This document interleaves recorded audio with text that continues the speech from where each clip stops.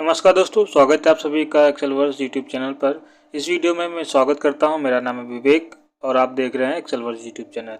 आज की वीडियो में हम बात करने वाले हैं फार्मूला टाइप के जितने भी लास्ट में बचे कमांड थे, फार्मूला ऑडिटिंग और कैलकुलेशंस का। इनका यूज़ हम किस तरह से करेंगे अपने डेटा में, या जब भी हम एक्सेल में काम करेंगे तो किस तरह से यूज़ होता है। तो चलिए शुरू करते हैं बिना किसी देरी के। अगर आप लोग चैनल पर पहली बार आए हैं तो चैनल को सब्सक्राइब करिएगा और वीडियो अपने दोस्तों को शेयर जरूर करिएगा।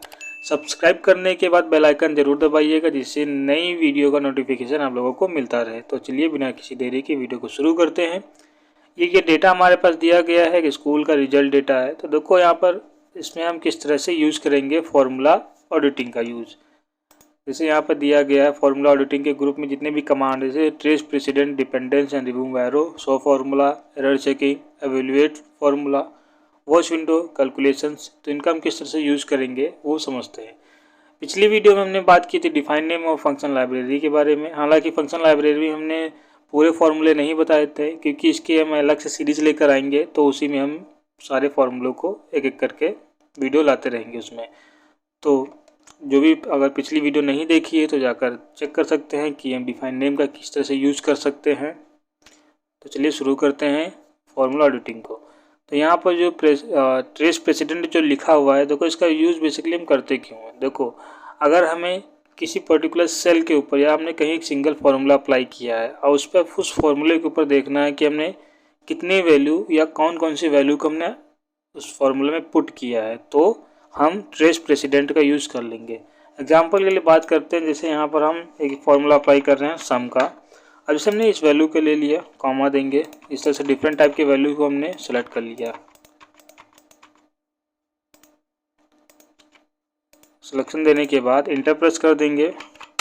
अब यहाँ पर हमें चेक करना है कि यहाँ पर जो 1077 आया है, तो इस 1077 में हमने कौन कौन सी वैल्यू को ऐड किया है। तो हम किस तरह से देख सकते हैं, तो क्लिक करेंगे, इस पर क्लिक कर देंगे ट्रेस प्रेसिडेंट के ऊपर, तो ये बता देगा। अब यहाँ पर देखो सिलेक्शन बना दिया कि इस तरह से ये वैल्यू यहाँ पर ऐड की गई, जैसे 70 है, यहाँ पर 68 है, 400 है, 72 है, इस तरह से ये सारी वैल्यू यहाँ पर ऐड है। अगर फॉर्मूलों को ये जो एरो लग चुका है इसको हटाना हो तो यहाँ पर रिमूव एरो पे क्लिक कर देंगे, ये हट जाएगा। सेकंड आता है ट्रेस डिपेंडेंस। अब देखो इसका यूज़ हम क्यों करते हैं। अब यहाँ पर हमने देखो चेक किया था किसी फार्मूले के ऊपर, अगर हम देख रहे थे कि कौन कौन सी वैल्यू ऐड की गई थी।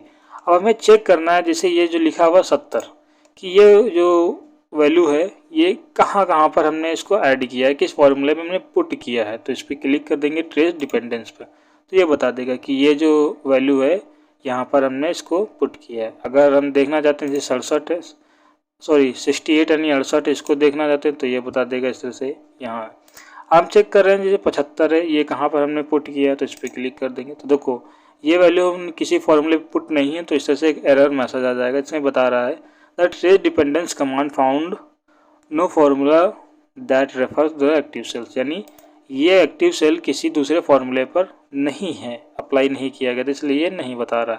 जो अप्लाई होगा वो बता देगा और जो अप्लाई नहीं है वो नहीं बताएगा। एरो हटाना है, वापस यहाँ से हम हटा देंगे। इसके बाद आता है शो फार्मूला। इसकी मदद से हम चेक कर सकते हैं कि अपनी शीट में हमने कहाँ कहाँ फार्मूला अप्लाई किया है।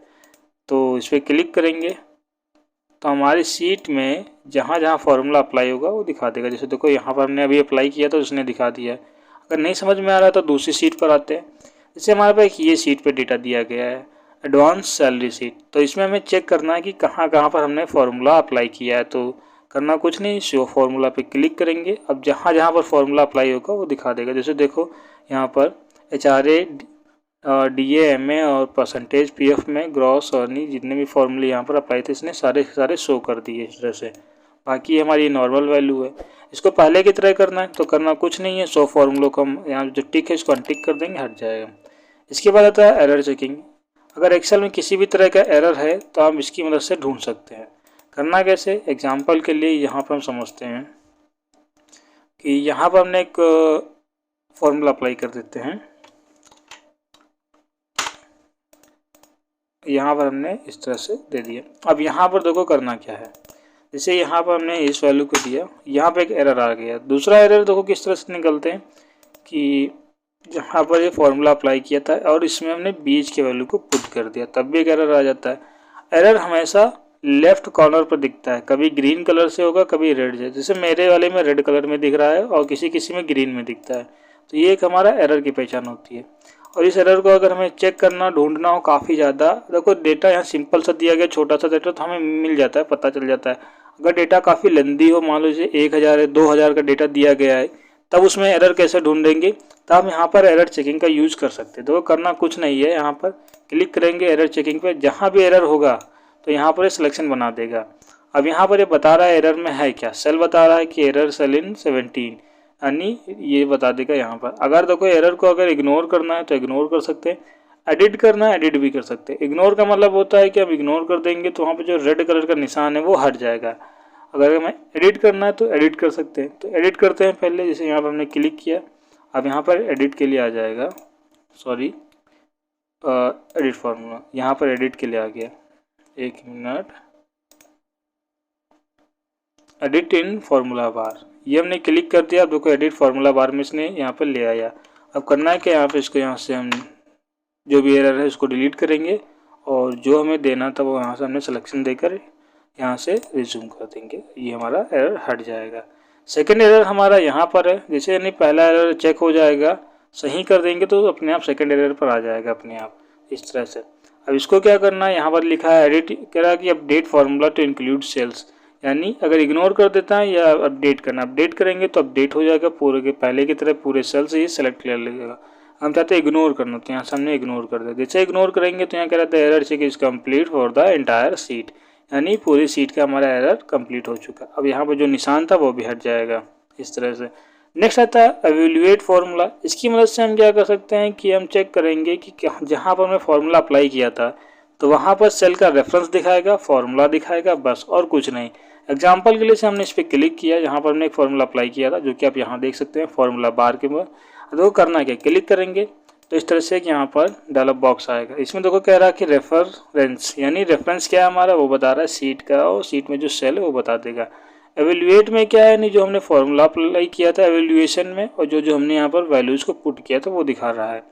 एवेल्युएट करेंगे अब क्या होगा, जो वैल्यू आई थी हमारे फार्मूले में पुट करने के बाद, जितने भी हमने नंबर्स को पुट किया था उसके बाद जो वैल्यू आई थी वो यहाँ पर आ गई है, बस और कुछ नहीं। रिस्टार्ट करेंगे फिर से वही आ जाएगा प्रोसेस, और कुछ नहीं।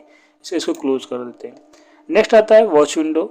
वॉच विंडो की मदद से हम कुछ डेटा को, देखो यहाँ पर कह रहा है कि वॉच विंडो में monitor the values of the certain cells as changes are the made of to the sheet, यानी हम ऐसे वैल्यूज़ को यहाँ पर हम रखते हैं, देखते हैं जब हम किसी भी दूसरी जगह डेटा को कॉपी कर रहे होते हैं या देख के लिख रहे होते हैं तब, या कुछ चेंज करना हो तब इसका हम यूज़ कर सकते थे। एग्जाम्पल के लिए ऐसे समझो, जैसे इसी सीट को या इसी डेटा को हम दूसरी जगह बनाना चाहते हैं, कुछ थोड़ा सा चेंज करके रखना चाहते हैं, तो करना क्या है, इस तरह से सिलेक्शन दे देंगे डेटा को, और यहाँ पर आएंगे वॉच विंडो में। पहले वॉच विंडो में आने के यहाँ पे एक ऑप्शन मिलता है ऐड वॉच का, इस पर क्लिक करेंगे, ये जो हमने रेफरेंस लिया था सिलेक्शन वो यहाँ पर आ जाएगा, ऐड कर देंगे, देन ओके कर देंगे।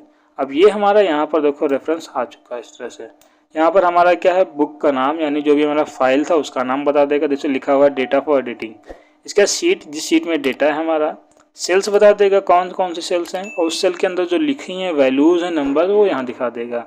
अब जहाँ फार्मूला अप्लाई वहाँ फार्मूला दिखा देगा, जैसे यहाँ पर देखो हमारे केस में ये फार्मूला है यहाँ पर है। तो अब इसको हम इस तरह से भी चेक कर सकते हैं और इसको यहाँ पर भी रख सकते हैं। अगर यहाँ नहीं रखना है सीट के ऊपर तो यहाँ से भी इसको वापस हम हटा सकते हैं। अब देखो करना क्या है, इसको ऐसे समझो, पहले इसको बाहर निकाल लेते हैं। अब जैसे ये आ गया। अब जैसे हमें क्या करना है, इस डेटा से, इस सीट से हमें डेटा को निकाल के लिखना, तो हम चाहते हैं कि नए सीट पर लिखना, तो यहाँ से हम चेक कर सकते हैं सीट 1 में क्या लिखा, रोल नंबर है, फिर इसके CO2, इस तरह से हम जो लिखना हो हम लिख सकते हैं देखकर। एग्जाम्पल के लिए से हमने यहाँ पर क्या लिखना है, रोल नंबर, नेम, और बाकी जो सब्जेक्ट लिखे हैं वो लिख लेते हैं इस तरह से। रोल नंबर दे दिया हमने यहाँ पर, इसके बाद जो है नेम दे दिया, सॉरी, इसके बाद यहाँ पर जो भी हमारे सब्जेक्ट को इस तरह से लिख सकते हैं, बस इसका इतना काम है। नहीं चाहते हैं यहाँ से इसको क्लोज कर देंगे। नेक्स्ट आता है, देखो हमने ऐड तो करते हैं, मान लो कुछ डिलीट करना हो तो करना कुछ नहीं, सिलेक्शन दे दो जो भी डिलीट करना है, यहाँ से बस डिलीट हो जाएगा। सभी को एक साथ करना है डिलीट, तो यहाँ से सिलेक्शन दे दो एक साथ और यहाँ से डिलीट, इसको क्लोज कर दो। अब आता है कैलकुलेशंस ऑप्शन। इसकी मदद से देखो हम करते हैं क्या, बेसिकली कैलकुलेशन से तो कैलकुलेशंस करेगा, पर नहीं, इसका यूज़ काफ़ी डिफरेंट टाइप होता है कि नाम में तो दे दिया कैलकुलेशंस, पर इसका यूज़ अलग होता है। तो उसको सिंपल से डेटा में समझते हैं, जैसे इसमें। अब यहाँ पर देखो एक फॉर्मूला अप्लाई करते हैं। ये हमने ऑटो सम का फॉर्मूला अप्लाई किया है, जिसकी शॉर्ट की होती है अल्ट इक्वल। अब यहाँ पर देखो करना क्या है, जैसे यहाँ पर वैल्यूज़ तो लिखी थी, इसने टोटल दे दिया। अब देखो जैसे यहाँ पर इस वैल्यूज़ में हमने कुछ चेंजेस करते हैं, जैसे इनकी सेल्स को कर दिया डिलीट। जैसे हमने यहाँ पर सेल्स को डिलीट किया तो नीचे जो वैल्यू थी वो चेंज हो गई थी अपने आप। देखो ध्यान देना, ये देखो, ये इसकी मदद से होता है। क्या, यहाँ पर लिखा ऑटोमेटिक, यानी ये दो सेम वर्क करते हैं। फिर आता है मैनुअल। मैनुअल में क्या होता है, जैसे हमने इस पर चेक किया, यानी इसको जैसे मैनुअल के ऑप्शन को हमने एक्टिवेट किया। अब इसकी मदद से क्या होगा कि जितने भी हम चेंजेस करेंगे अपने शीट में कोई भी नंबर में, अब जो भी उसका टोटल होगा वहाँ पर कोई डिफरेंट नहीं आएगा। देखो यहाँ पर हमने क्लिक किया, अब यहाँ पर देखो 775 लिखा है, वही रहेगा।